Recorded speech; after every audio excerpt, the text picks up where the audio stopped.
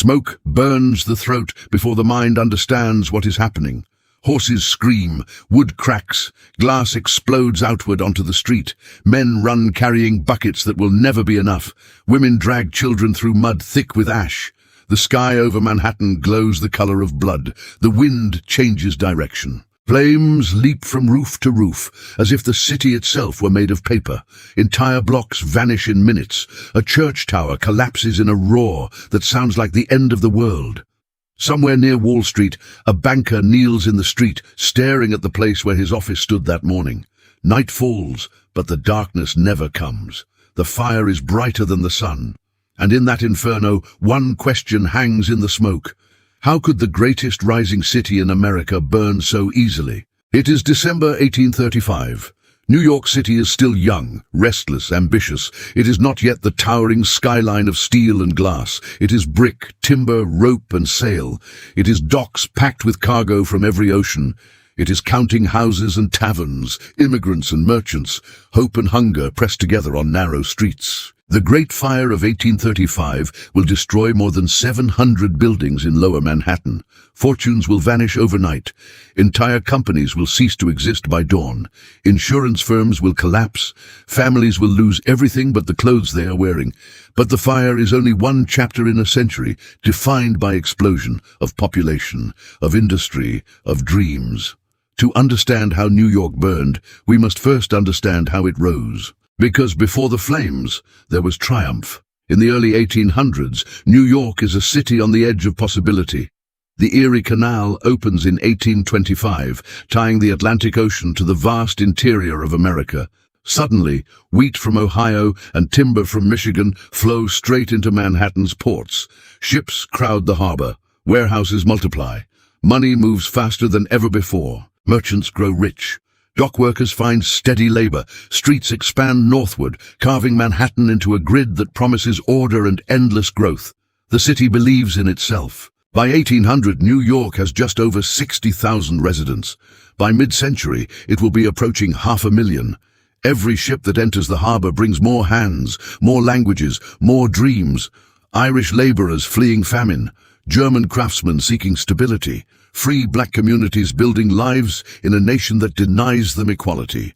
The city hums. Carriages rattle over cobblestones. Street vendors shout. Printing presses clatter late into the night. Newspapers multiply, carrying ideas across the Atlantic in weeks instead of months. Banks lend aggressively. Speculation becomes a habit. But beneath the confidence, fragility hides in plain sight. Buildings stand shoulder to shoulder, built from wood dried by years of wind. Firefighting technology is primitive. Water sources freeze in winter. Volunteer fire brigades compete more than they cooperate. Insurance companies insure far beyond their reserves. Success has outpaced caution. New York's very strength, its density, its speed, its hunger, creates the conditions for disaster. Trade routes that bring wealth also bring disease. Crowded tenements that shelter workers also trap heat, filth, and infection. The harbor that feeds the city also opens it to the world's dangers, and those dangers often begin far away. Long before flames reach Manhattan, forces move in distant fields and foreign ports. In rural Ireland, a fungus blackens potato crops, triggering famine. Starving families board ships for America, carrying exhaustion and illness across the Atlantic. In tropical regions, unseen bacteria travel silently in water barrels and cargo holds. New York does not see these threats forming. It sees only opportunity. In cramped steerage compartments, immigrants huddle together for weeks at sea. The air is damp, the food rots, children cough through the night. When ships finally enter New York Harbor, passengers stare at the skyline with relief. They have survived the ocean, but something invisible has traveled with them. In 1832, cholera arrives. It does not announce itself with flames, it whispers through water. A dockworker collapses with violent cramps. Within hours, his body dehydrates beyond recognition. Skin turns bluish, eyes sink. Death comes in a single day. Doctors argue over causes. Some blame miasma, bad air rising from filth. Others suspect moral weakness. Few understand contaminated water. The disease spreads through crowded neighborhoods first, where wells sit near waste pits and families share single rooms. Fear spreads faster than facts. Wealthier residents flee northward, escaping to country houses. The poor cannot leave. Carts roll through streets collecting bodies at dawn. Church bells toll without pause. Businesses close not because of law, but because workers are gone. New York feels cursed. And yet, even in the midst of disease, ships continue to arrive. Trade does not stop, profit does not wait. The city cannot afford to close itself to the world. It has built its identity on openness. This is the paradox of 19th century New York.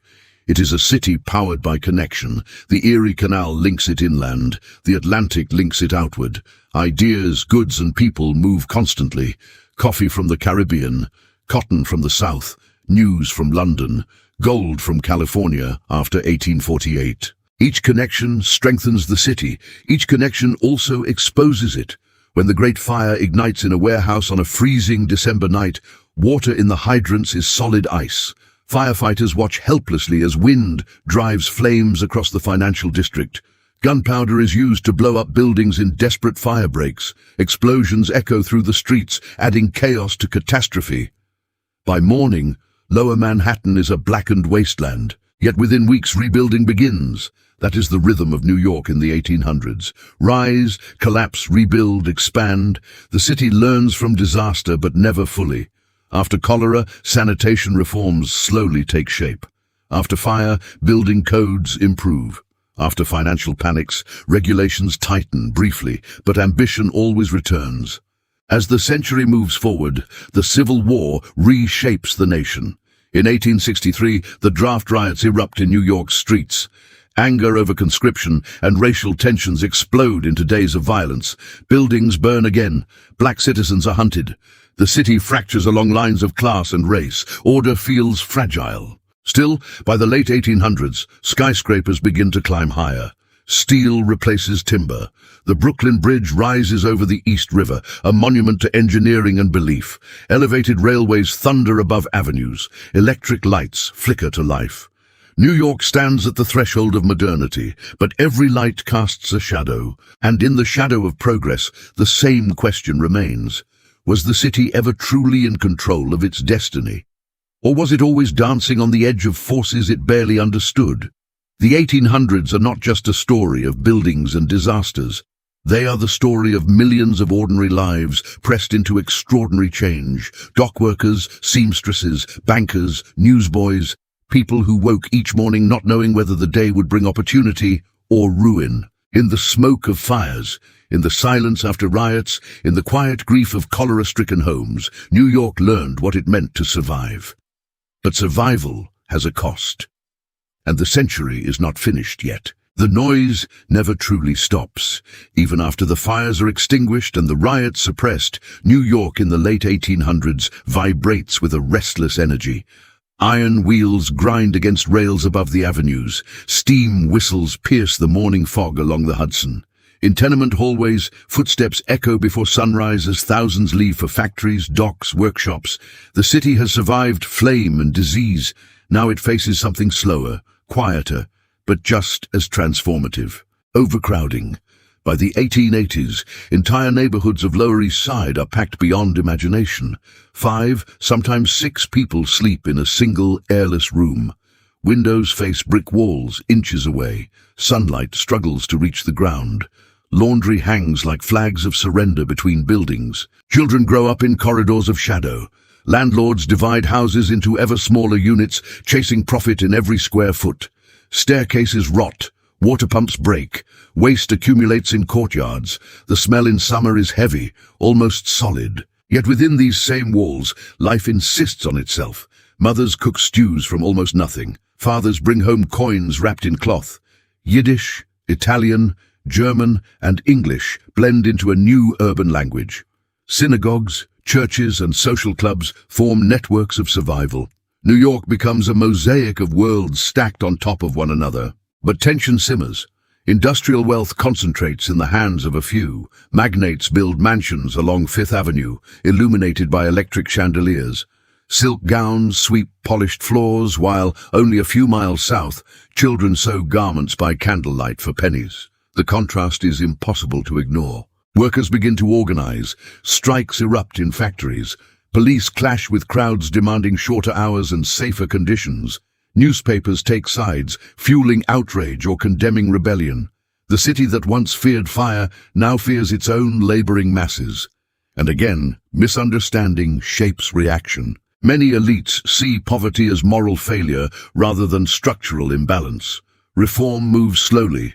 When tenement laws are proposed, landlords resist fiercely. Sanitation improvements require political will that often bends toward donors, not the desperate. Mistakes compound suffering. Meanwhile, the harbour remains the portal through which the world enters. In 1892, Ellis Island opens as a federal immigration station. Medical inspectors watch for visible illness. Officials examine documents and eyes, searching for signs of weakness or disease. But no inspection can measure hope. Families clutch bundles containing all they own. Some are turned back for minor ailments. Others pass through in hours and step into streets louder than anything they have ever known. The city absorbs them, reshapes them, tests them. It is both promise and trial. As neighborhoods swell, suspicion grows. Native-born citizens blame newcomers for crime, for low wages, for cultural change. Political machines exploit divisions, offering jobs in exchange for loyalty. Corruption threads through City Hall as Tammany Hall consolidates power by mastering the art of patronage. Desperation breeds extremism. Nativist movements gain traction, arguing that certain groups do not belong. Anti-immigrant rhetoric hardens. At the same time, racial tensions deepen. Black communities face discrimination in housing and employment. Violence, sometimes sudden and brutal, reminds minorities that acceptance is conditional.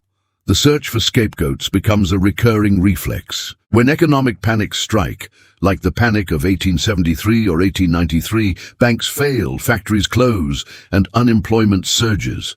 Crowds gather outside shuttered institutions demanding answers. Rumors spread faster than facts.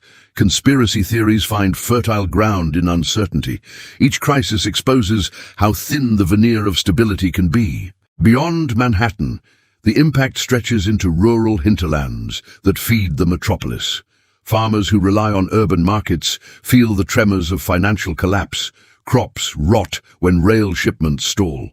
Small towns empty as young people leave for city wages.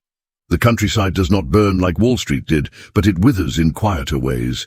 Nature reclaims neglected spaces. Abandoned lots sprout weeds. Wooden piers decay when trade slows. Yet the city rarely pauses long enough to notice. Because even as suffering persists, innovation accelerates. Steel frame construction allows buildings to rise higher than ever before. The skyline begins to change shape. The Statue of Liberty is dedicated in 1886, a colossal figure watching over the harbor, symbol of ideals that reality struggles to fulfill. Electricity spreads block by block. Nights grow brighter. Streetcars expand the city's reach northward. Central Park, carved from rock and swamp earlier in the century, becomes a shared refuge where rich and poor can walk the same paths, though rarely as equals. New York reinvents itself not through calm evolution, but through repeated shock. Fires lead to stronger materials. Epidemics push sanitation reform. Riots force political reflection, however incomplete. Financial collapse sparks regulatory debates. The city learns, stumbles, learns again. By the turn of the century, in 1900, New York stands transformed from a mercantile port of wooden buildings into a teeming industrial giant of nearly 3.5 million people. Bridges bind boroughs, subways are under construction. The idea of Greater New York has taken hold. But beneath the steel and stone lies memory. Memory of bodies carried out at dawn during cholera. Memory of ash drifting over Wall Street. Memory of draft riots and shattered windows. Memory of children coughing in tenement dark.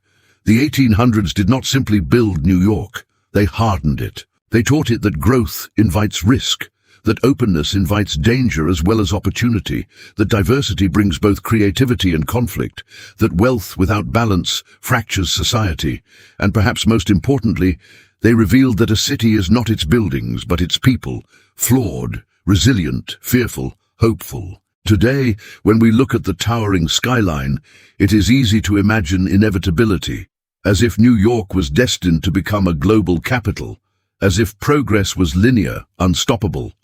But the 19th century tells a different story.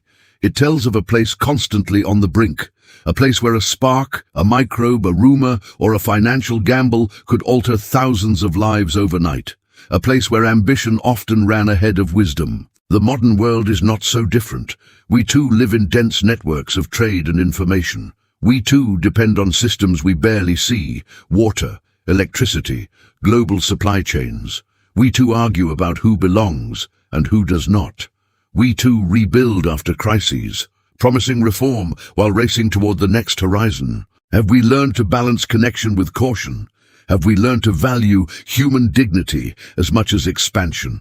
Or are we, like 19th century New York, still discovering the cost of our own momentum? The story of New York City in the 1800s is not only about the past, it is about the fragile architecture of progress, about how quickly certainty can dissolve into smoke, about how resilience is forged not in comfort, but in confrontation with disaster.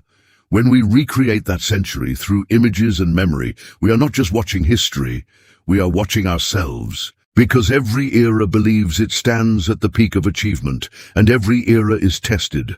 This has been a journey into a city that burned, sickened, rioted, rebuilt, and rose higher than anyone imagined. A city that teaches us that to understand the present, we must walk through the streets of the past. The next era is waiting.